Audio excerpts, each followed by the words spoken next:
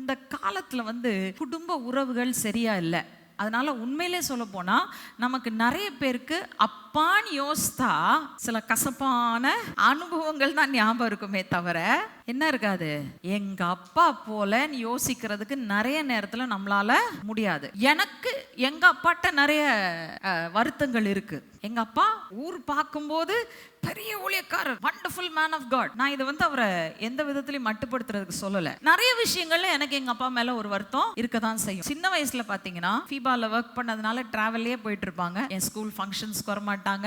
நான் எல்லா இடத்துலயும் பிரைஸ் வாங்குவேன். எங்க அப்பா அங்க இருக்க மாட்டாங்க. நான் ஸ்டேட் ரேங்க் வாங்கிட்டு பேப்பர்ல வந்திருக்கு எங்க அப்பாட்ட சொல்ல வர்றேன். அவசரமா கார்ல ஏறி போயிட்டாங்க. தேனிக்கு 3 நாள் எசேக்கியா பிரான்சிஸ் அங்கிளோட 3 நாள் கூட்டம் போயிட்டாங்க. 3 நாள் கழிச்சு தான் வந்தாங்க. அது வரைக்கும் எங்க அப்பாவுக்கு தெரியாது நான் ஸ்டேட் ரேங்க் வாங்கிருக்கேன். ஊர்ல இருக்கிற நியூஸ் பேப்பர் எல்லாம் எல்லாம் கேள்வி கேட்டு எல்லாம் போட்டு இன்டர்வியூ எல்லாம் போட்டாங்க.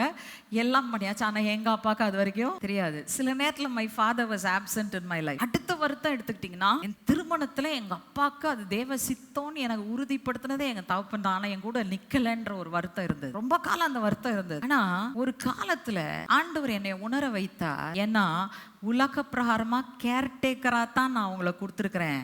உண்மையான தகப்பன் நான் தான் அப்படின்னு ஆண்டவர் சொன்னார்.